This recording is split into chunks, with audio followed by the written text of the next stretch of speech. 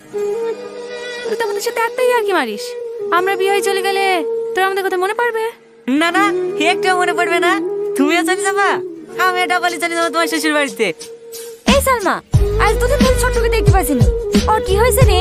কি জানি, ওই ছোড়াকে না দেখলে আমারও মনটা খুব খারাপ করে, সারাদিন দিদি দিদি করে। এটা ছোট্ট ছোট না? হ্যাঁ।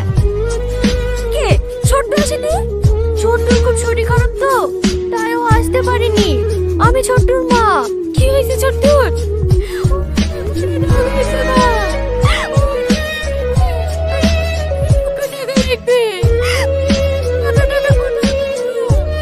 ছোট্ট ছোট্ট, দিদি তোমরা?